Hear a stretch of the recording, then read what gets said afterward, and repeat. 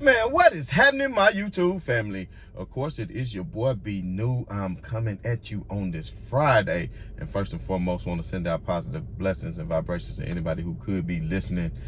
We do appreciate it. So as always, please hit that bell, subscribe, and share. With all that being said, we do know that the Los Angeles Lakers were in action on yesterday in a very important matchup down in Salt Lake City to take on the Utah Jazz. And we knew that the Lakers would be in for a tall task because they were playing without, of course, LeBron James, and as always, without Anthony Davis.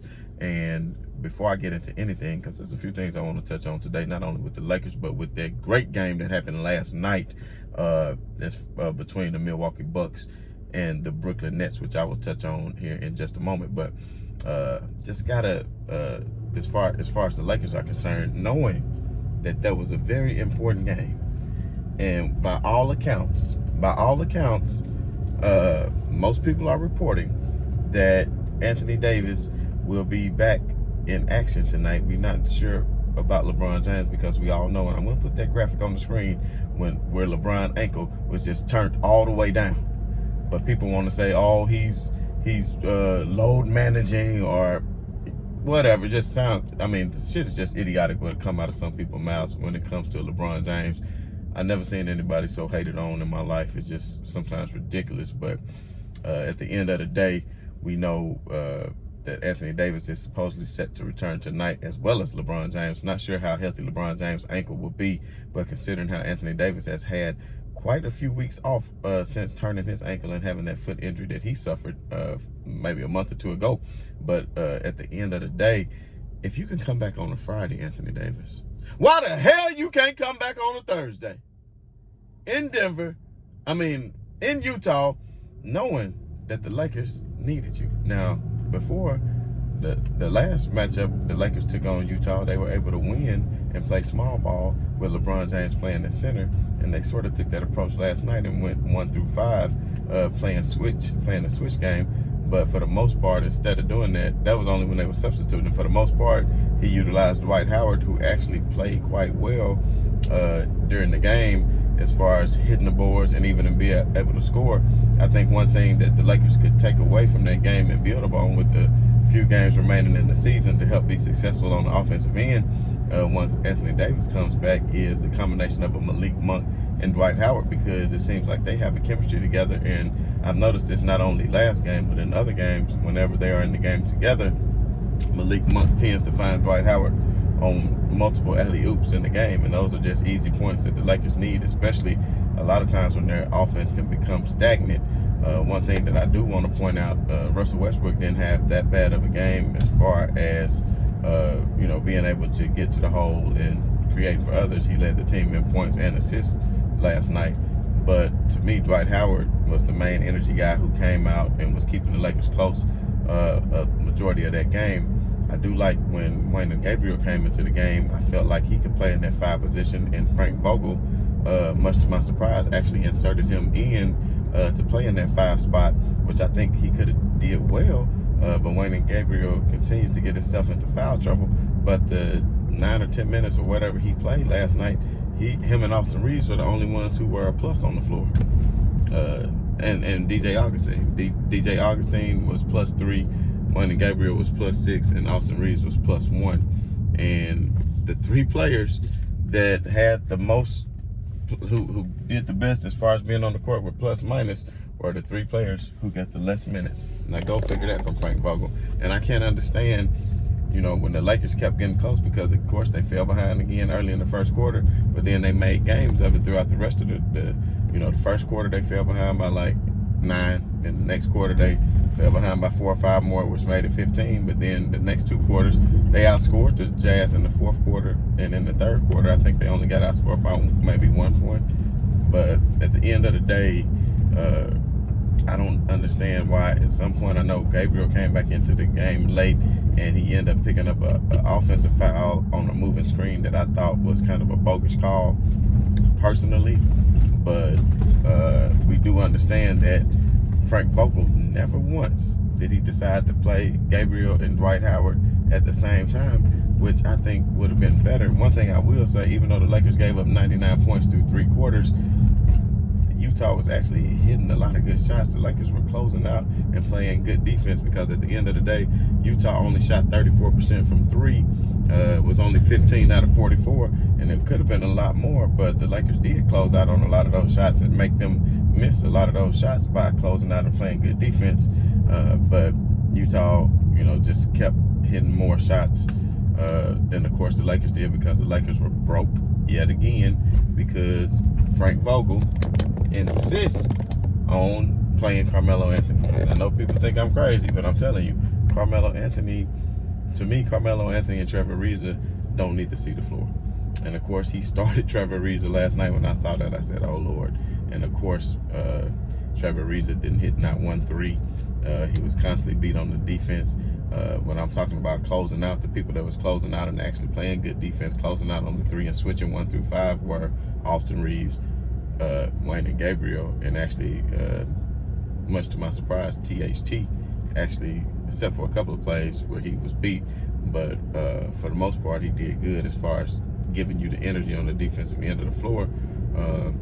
But I just don't understand why Frank Vogel didn't try to at least put Gabriel and Howard in at one time, especially towards the end of the game, where they kept cutting it from 13 to 9 and back up to 14. They just couldn't quite make the push that they needed. But this was not a game that I circled when we talked on last show that I thought the Lakers should have been winning. So I won't go into a deep breakdown of this game anyway, because that game is gone. It's not a very important game, because at this point in the season, the only games that are important games are the remaining games.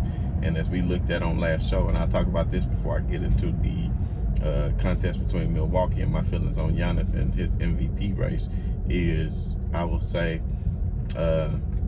as far as the remaining games for the Lakers, we all know they are outside of the playoff race again because of the loss yesterday, and their destiny is not in their own hands. And that was my point with Anthony Davis. Once the Spurs lost and then the remaining games you had left were in your own hands, then you should have took it upon yourself to do whatever you had to do to make yourself available, because now if the Spurs went out, they are in, and not the Lakers. So even if the Lakers somehow win every game, which I don't think they will, even with Anthony Davis and LeBron James, I don't necessarily think they will win every game, because you just can't come back with that many games left and expect it to be some sort of continuity. And speaking of which, I do got to touch on this again. Frank Vogel with his 37th lineup of the year, and of course in the post-game pressers, a lot of the players alluded to you can't build any continuity. And what Russell Westbrook said, I'm not trying to make an excuse, that's not what I do.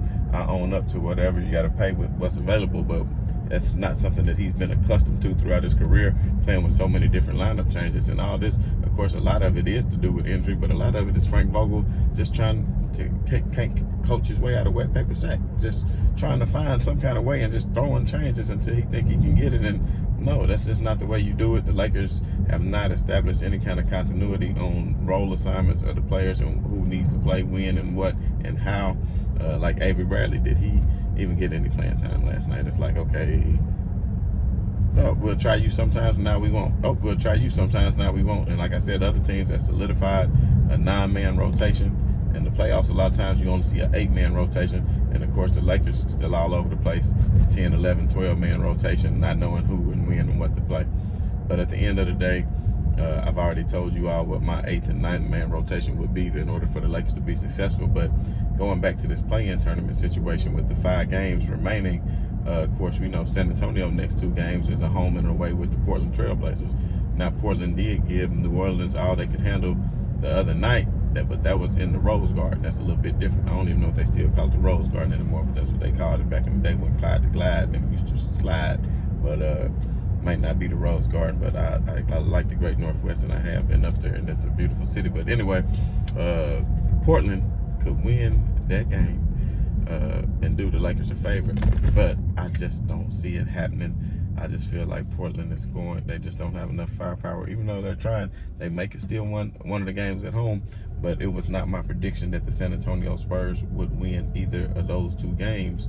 That the San Antonio Spurs would lose either of those 2 games. So while they take on the Portland Trailblazers tonight, and then again on Sunday, the Lakers will be taking on the likes of the New Orleans Pelicans, who are fighting to hold on to their spot, as well as the Lakers. They're going to be taking on the Lakers, and then of course New Orleans Pelicans. The Lakers is going to be taking on Denver on Sunday, and I think they set that for an afternoon game, which is typically not good for the Lakers. I hate afternoon games. It kind of throws you off a rhythm because players are creatures of habit, and they're used to playing in the evening. But a primetime television game maybe do the Lakers some good, and they can come out and prove to the world that with Anthony Davis and LeBron James, that they are capable of doing what they need to do in order to get into the play-in tournament and actually perhaps make some noise once they get into the play-in tournament. But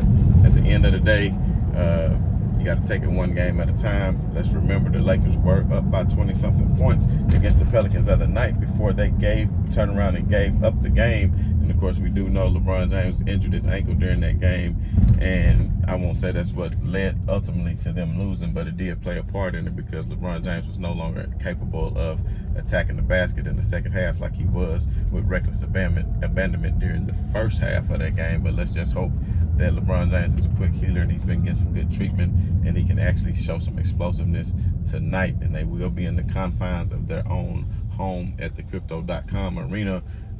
And like I said, I'm going to pick the Lakers to go ahead and take care of business tonight with the return of Anthony Davis and LeBron James. And then, that Sunday game against Denver is going to be a difficult one. I actually did pick them to lose that game.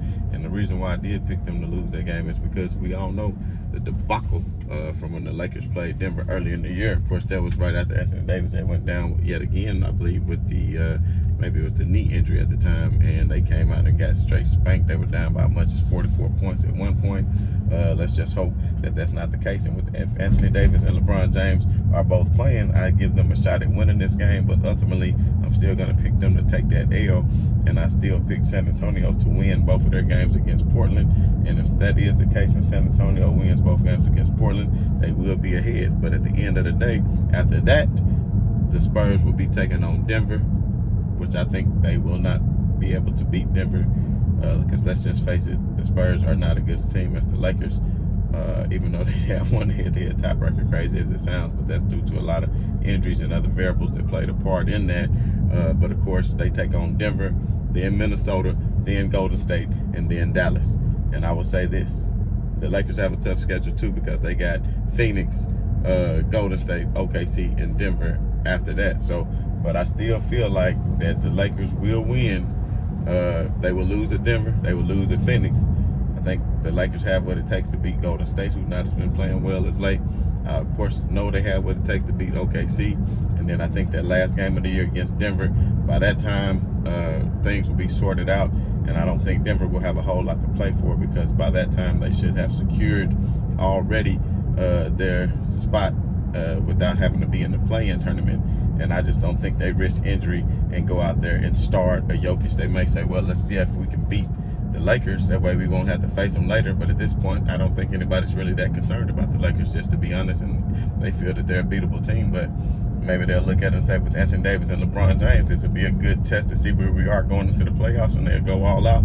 But at the end of the day, back against the wall, if the Lakers at that point, if the Spurs have already lost to Golden State, Dallas, Minnesota, and Denver, and I feel like that the Lakers need to win this game to get in, I'm going to put my money on the Lakers, and I think they can take that game. So if the Lakers do only lose to Denver the first time in Phoenix and drop those two games, and even if they lose to Denver the last game, so if the Lakers beat the Pelicans, beat Golden State, and beat OKC, then that's them taking what? How many losses? Denver, and Phoenix. That's them taking 3 losses, which will put them at 48 losses.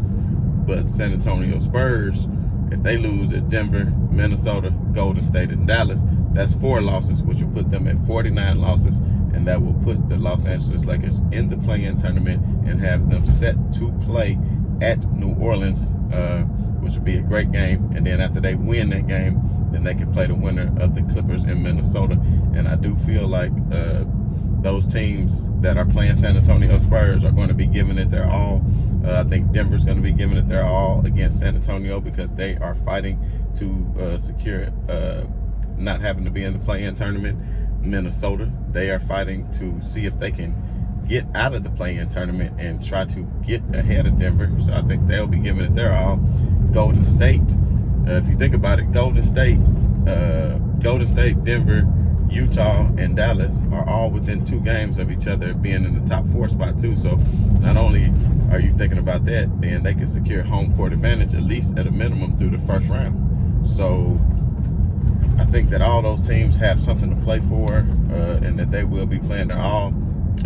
Phoenix, when they play the Lakers, they won't be having a whole lot to play for, but they don't like the Lakers, and the Lakers don't like them. And if Anthony Davis is back, we know Chris Paul is back. We know there's a lot to say it, and that could be a first-round preview. So who knows? That might be a game. And if Anthony Davis and LeBron James, even though I didn't pick them, shit, you might as well pick them because that's who they're going to play. Then what's happening? So the main thing I am concerned about is LeBron James' ankle, because everybody just put him such at a high standard and think, oh, he cannot get hurt. But if you think about it, that ankle was turned pretty bad. Just take a look. That ankle was turned pretty bad. And with that ankle being turned so bad, it's just going to be hard, if it's still stiff and swollen, for him to be able to get the normal explosion that he's used to. But we all know that LeBron James, out of these 5 games, needs to play at least 3 remaining games to put himself into contention for the scoring title. And if he really wants it, and he goes out there and he scores and gives you 35 to 40 a game for these last 5 games, then I'm going to pick the Lakers and damn near all of them. Because if LeBron James gives you that, and the other Lakers like a Malik Monk can just step up just a little bit, of Stanley Johnson can play some good defense, I think even Wayne and Gabriel, I think that'll be good.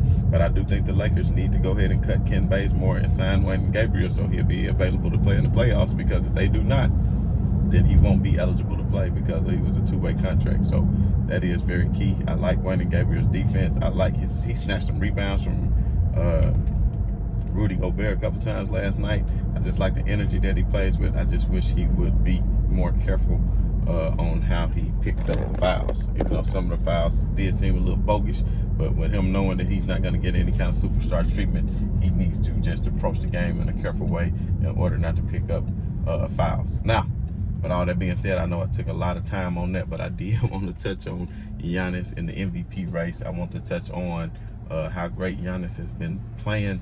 And last night, he just blew my mind last night. I couldn't believe it as I watched, because it was just last year when Giannis was getting ridiculed at the free throw line. People counting down, all the crowds on the road, hostile situation. He couldn't make free throws.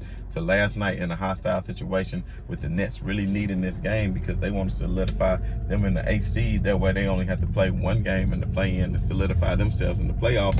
Whether if they in the 9th or the 10th spot, they have to win 2 games just to get into the play-in spot. And Atlanta is looking good right now. They had a hell of a victory on yesterday. And of course, Atlanta Hawks will be taking on the Brooklyn Nets on Sunday, which will be a very important game. And when they take on the Brooklyn Nets on Sunday, they could knock the Nets down into 9th or 10th position. And that could knock them into the 9th or 10th position, and that would be a rough spot for them. But they did at least solidify the play-in, because of course we all know the New York Knicks have been eliminated from contention. And speaking of which, I just want to point out how great the East has become. If you look at it 1 through 10 with all the play-in teams, that's why I kind of like this play-in deal, because all of those teams are above 500.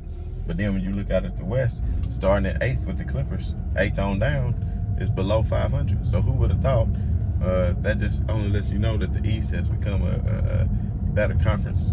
You know, LeBron James went to the West. Next thing you know, East got stronger because a lot of free agents, a lot of people wanted to flee to the East. You understand what I'm saying? And not just that, but the East has come up. Giannis has become a grown man and come to his own. And what I do want to say right now is I fully think that Giannis Antetokounmpo is the best player in basketball, because not only does he give it to you on the offensive end, he gives it to you on the defensive end. And the way he did it last night, they were down by 3.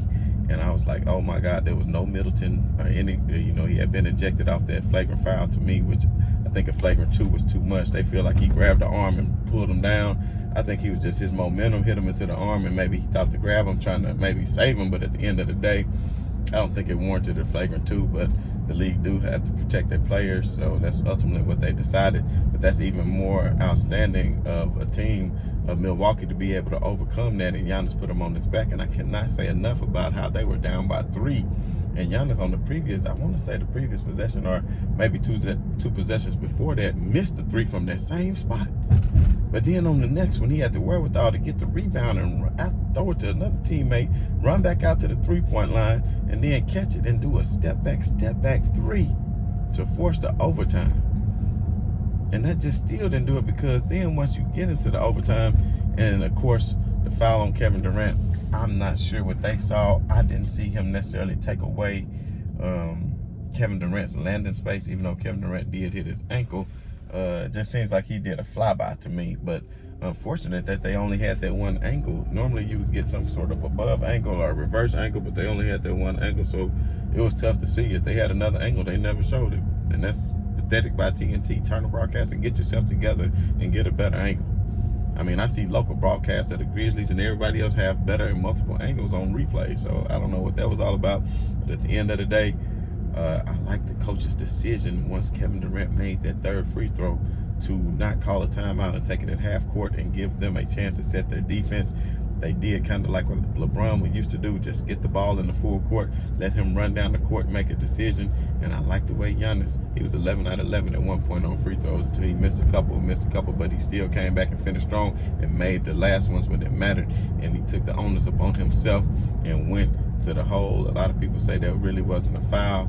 To me, I don't think it necessarily had to be called, but he's at that point in his career where he gets to respect. Kevin Durant did cry about it, but he wasn't crying when he got that call, when he was shooting that 3, when he was asking for it to be a flagrant, which was ridiculous to be asking for anyway. But, you know, at the end of the day, man, Milwaukee move up to that spot, and Brooklyn end up at 8th, and Milwaukee somehow end up at the #1 spot, and you get that as a first-round matchup. That is going to be a hell of a series to watch. I'm just so looking forward to it. But I know a lot of people are saying that, you know, Giannis is now, even Chris Bouchard, I believe, said, and he is a voter, that Giannis is above Joel Embiid as far as being his MVP. And to be honest, I've been thinking that. I mean, Joel Embiid is good, but at the end of the day, he gets a lot of damn walks to the free throw line. He gets a lot of good foul calls. I'm not saying he don't get banged up in the paint, but I'm like, damn, he get double the free throws over LeBron James, and LeBron James does go to the hole quite frequently, and he does get hit quite frequently, but he doesn't always get the calls.